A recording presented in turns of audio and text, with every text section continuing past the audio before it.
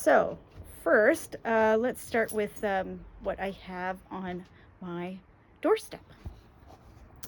So over here, right as you come out my door, I have some caladiums. I got these at Cosby's Garden Center. That's a local garden center here in Liverpool. I'm really in love with them, and these ones here are actually for my sister, who is also in love with them. This is my grapefruit bonsai, and I bring them out every year, and this is our ficus bonsai, and two jade plants that I have up for sale. So coming over here is my newest tree that I brought home from Cosby's Garden Center. This one is a Koto no Ito. It's like a Japanese maple, a form of Japanese maple, but you can see that the leaves are more elongated, and it's really quite striking, quite interesting, and I really liked it.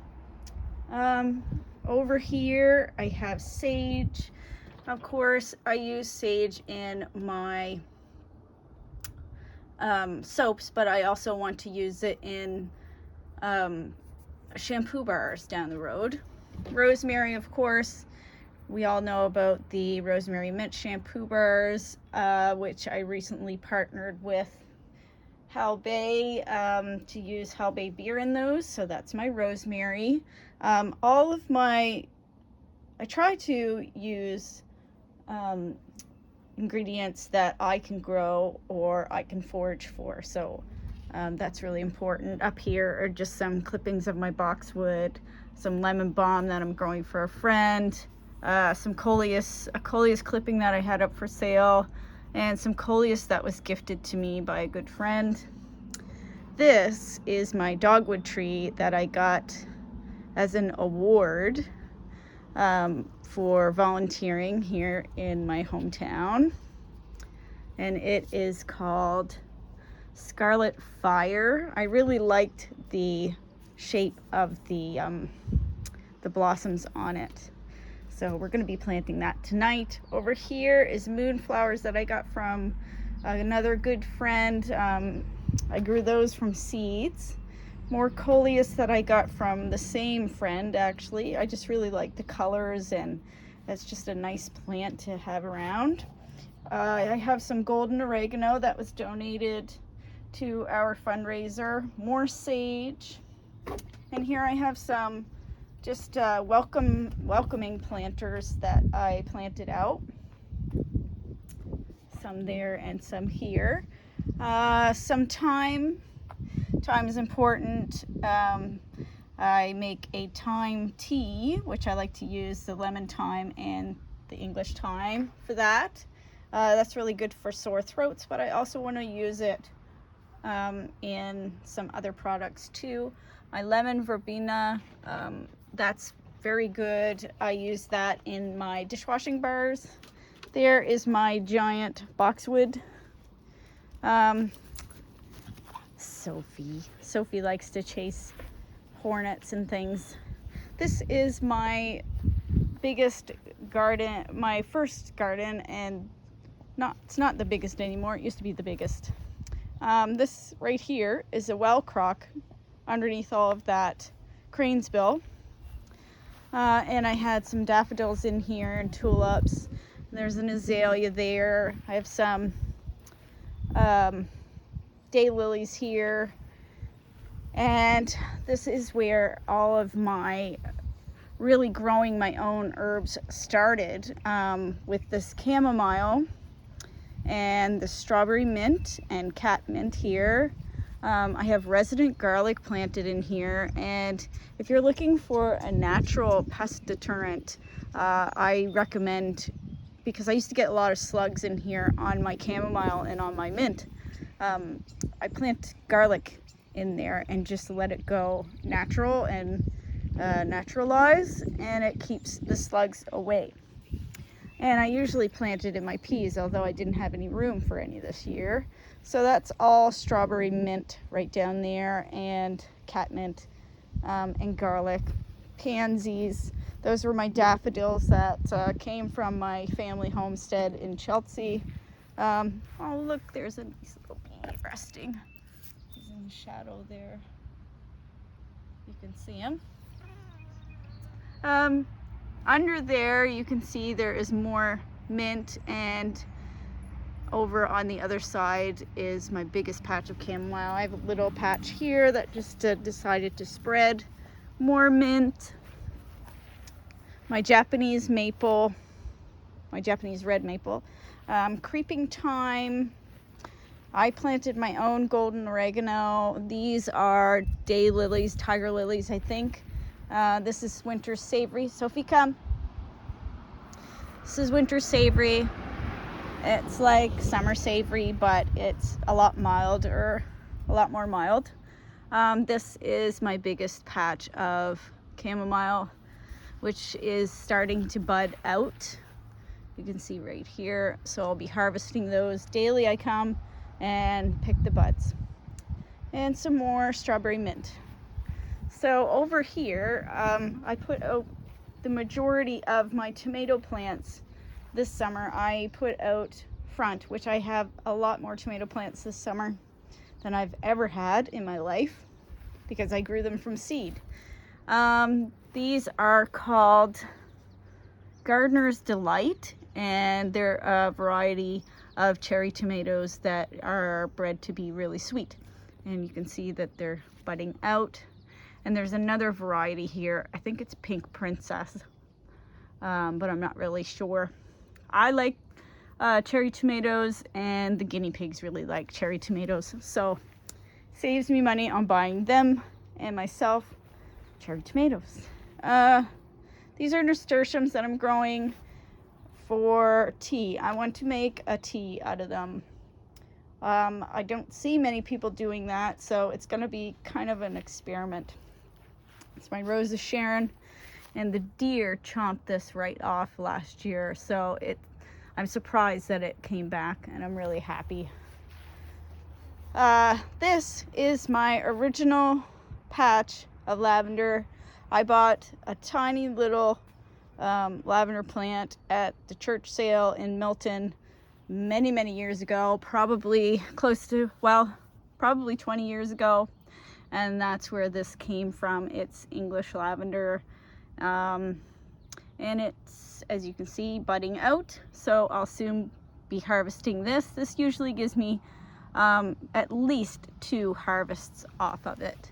Over here used to be my English mint patch, but I took a lot of it out of here. I put lilies in, and the blue cornflowers are in.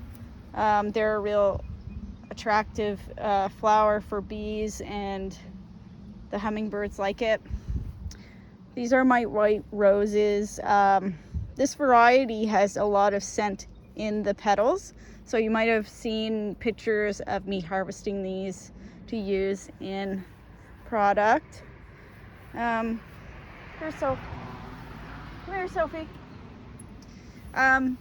This down here is some lemon balm that's hiding. I planted 3 patches of it, and everyone says that it spreads, but I continue to cut mine back, so and I'm hopeful that it spreads. This is my bleeding heart, and that's probably 20 years old. My chives, the same. Back when we first bought this house, I put them in. Right now, my biggest use for my chives is to eat, but I also use them to make a tea, and you spray that tea onto your plants, and it's a natural pest deterrent. And of course, you see the bumblebee there. They really like that. And bees are very important in my garden. Hostas, I like hostas. They fill in space, and they also maintain edges and borders. Down here is another patch of lemon balm, and I've been harvesting on all of these patches for since they came up in the spring. So the more you cut it, the more it grows. More hosta, more blue cornflower. Hiding back in there is my red roses, which are just coming back. They kind of got trampled when we had the house redone. Swiss chard. I planted a lot less Swiss chard this year. Last year I had an incredible amount, way too much for me to eat. So this year it's just a few. And of course, for anybody that doesn't know, if you want another natural pest deterrent, marigolds are a good addition to gardens. These are golden zucchinis, and I'm growing the golden zucchinis for the guinea pigs and for us to eat. They're really easy to grow, and they are compact. They don't take up much space, as you can see. So yeah, it's golden zucchinis, more tomatoes. Over here are more tomatoes, and our cucumbers. We lost 2 cucumber transplants this year. For whatever reason, they just didn't survive. More tomatoes.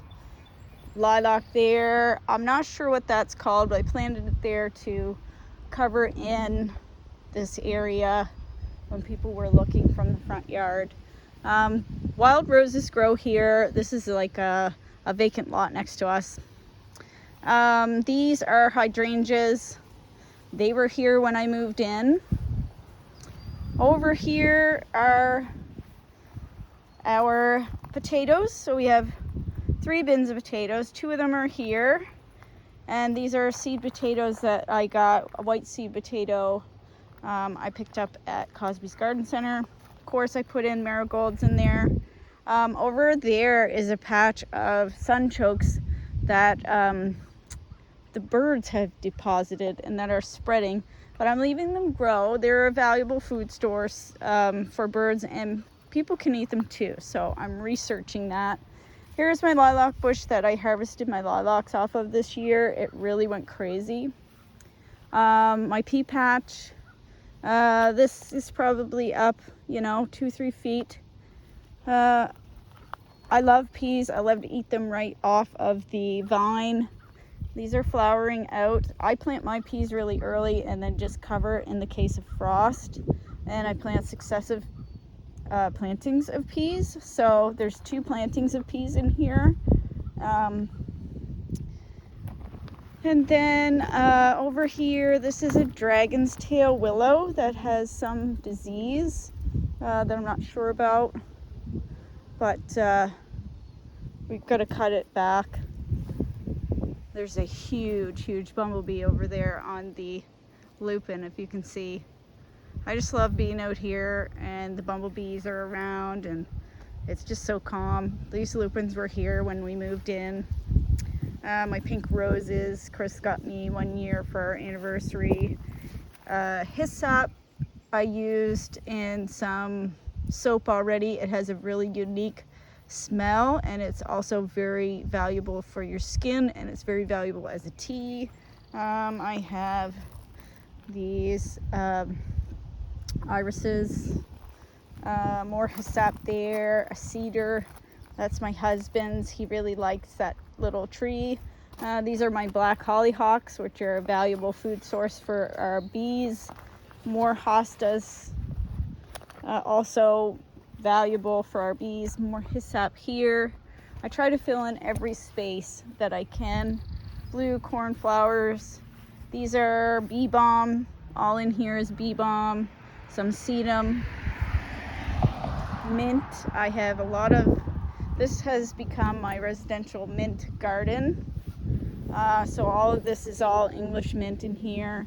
I don't know what these are, but the bees and butterflies and hummingbirds, and they all love that. So I leave it grow. These are patches of lavender that I planted early spring last year. This one was a variety called Platinum Blonde, and these were just English lavender bunches that I picked up, and they're actually going to bud out soon. So they're growing well.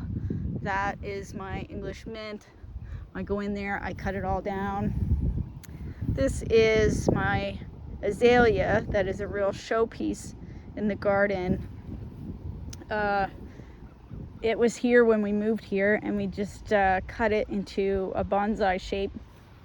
More lavender, irises, hollyhocks are down here. Little baby hollyhocks I grew from some seeds that I got from saving them from my black hollyhocks, but I also got some from my best friend. This is calendula that I started from seed.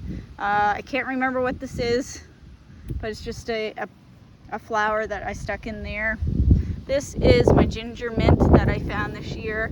The flavor is really punchy. It's got a ginger flavor, so I'm looking forward to using that in a tea.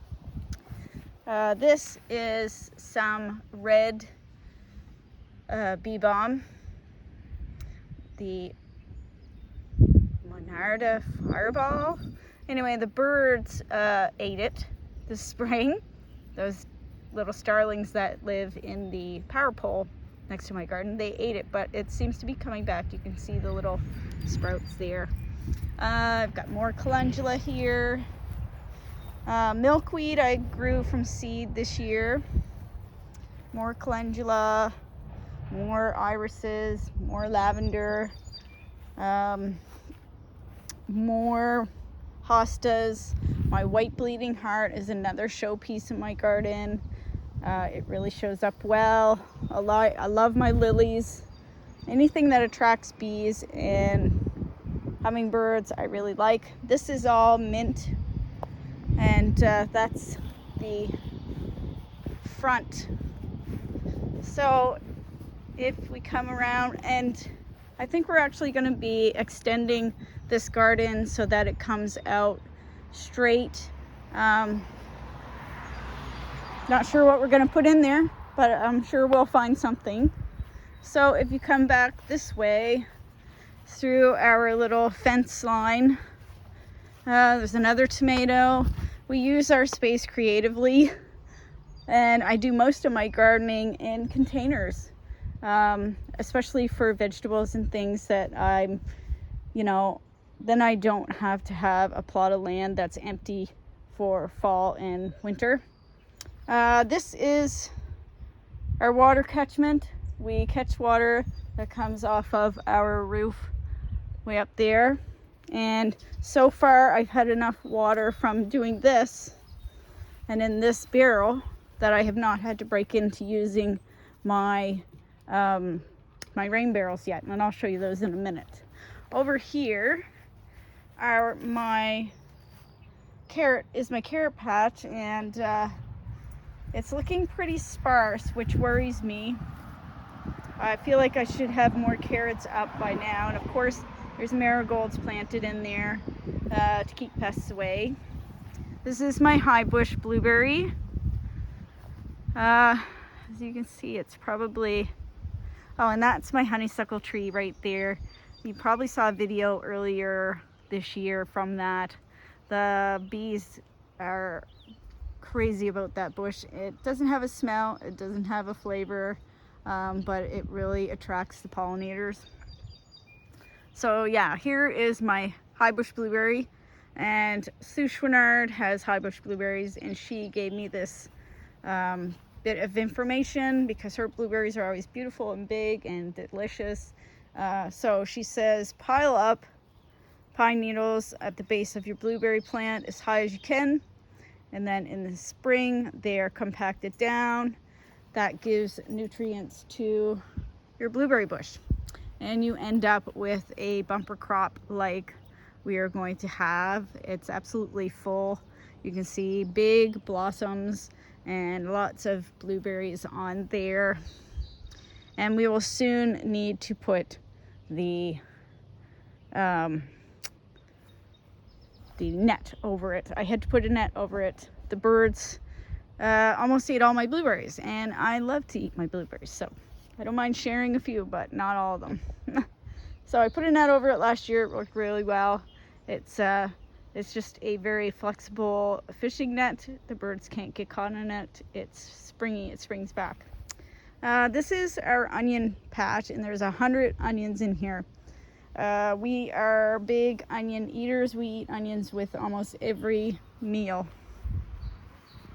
So last year we had 100 onion sets, and it lasted us until I think March, with conservative use. So yeah, I'd like to have a bigger patch, but that's about all we can squeeze in.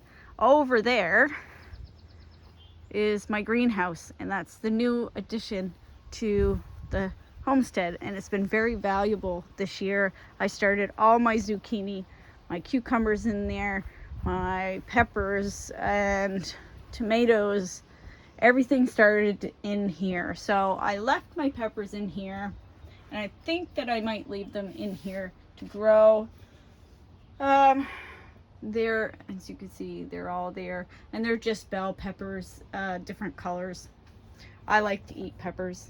That's my jasmine plant. It had suffered some mold issues in its pot, so I, transplanted it, cleaned it all up, and I brought it in here so it could have some TLC. That's a little lilac that I was given. My lettuce I've been eating off for about a month and a half. Between myself and the guinea pigs, I've been eating off that, and those are transplants.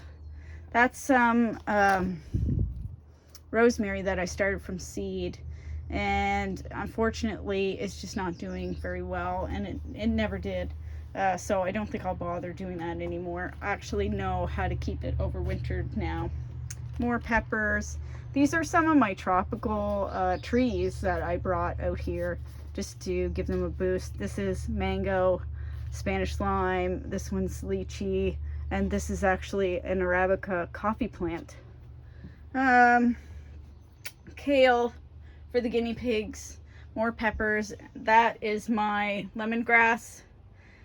It is a very fussy plant. I try and try and try, and this year I'm hoping to get at least 1 or 2 stalks to maturity and be able to harvest that and use it in teas.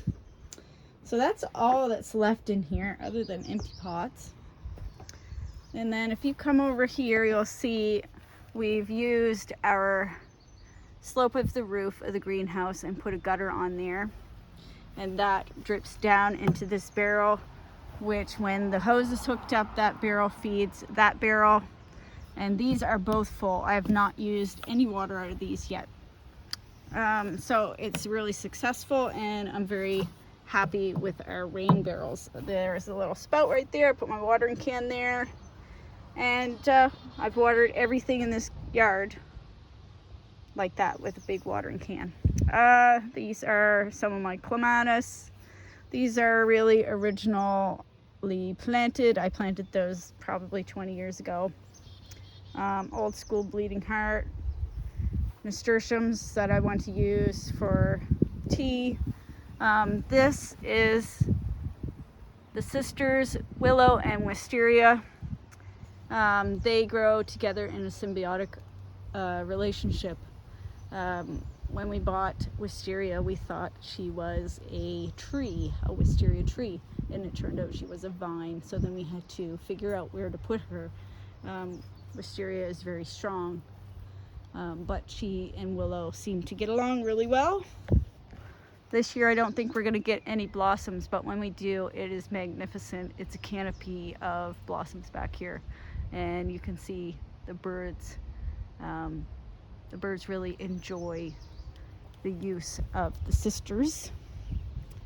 So over here is some more sunchokes. A little rhododendron that came from, I have no idea where, it just showed up. This is my mock orange bush that used to be by my peonies, but the ants on the peonies began farming aphids on my mock orange, and so it was pretty much devastated when I moved it over here, and now it is magnificent. It smells amazing. Those are a purple type of flower. There's my rhododendron. This year's doing much better. I used, again, pine needles, piled them up around. Behind there is a snowberry, and as you can see, this is like a canopy of willow here that is really nice to sit under. Laundry on the line, of course, of course. More water catchment over there. That comes from that right up there. All the way down fills those buckets. Over here is my other patch of lemon balm. And going up this trellis is another clematis. And this is my honeysuckle bush. This is the edible variety. And I will be making lip balm out of this. I had aphids on it earlier. I sprayed it with dish soap, so I think I caught the aphids in time. Last year they ate all of the buds and I didn't have very many, but this year it looks like I'm gonna have quite a few to use for lip balm. And that's our third box of potatoes. And then of course there's kids' toys and lawnmowers. This is our use place where the kids play in the backyard.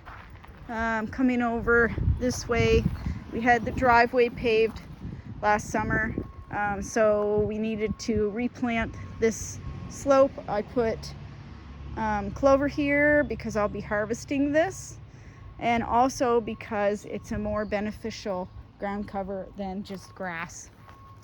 My peonies are here. Those were here when I moved in. This is California sagebrush and it smells amazing.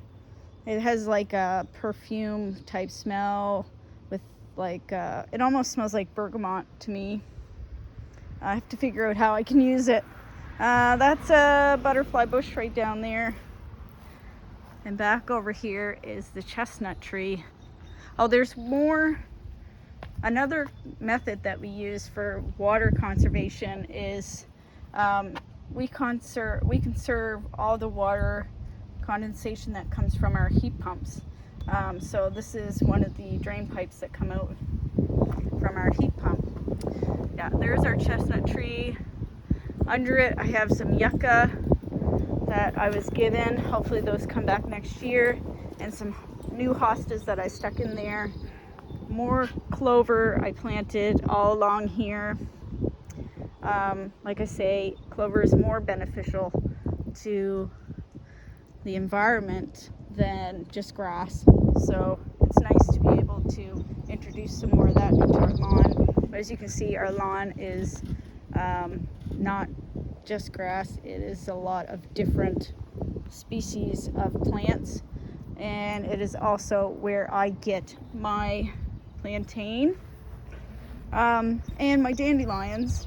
I leave in my lawn and in my gardens because I utilize those as guinea pig food and as teas. But that is my garden tour for June, and I hope you guys enjoyed it. And as things develop a lot more, I will do another video, of course, probably either at the end of the month or maybe the 1st of July. Oh, up here, right up here, is a strawberry plant that I was given by my good friend Marg. There's quite a story behind this, so I'm excited that it's growing really well. But yeah, that's about it. That's my garden tour for June. I hope you guys enjoyed it. Don't forget to like and subscribe because there'll be lots of adventures on my YouTube channel this summer of us foraging and camping and just enjoying the lifestyle that we enjoy. Our property is 70 by 70, which isn't a whole lot, but we make the most of every bit of it that we can. So I hope you guys enjoyed this little tour, and I will see you the next time.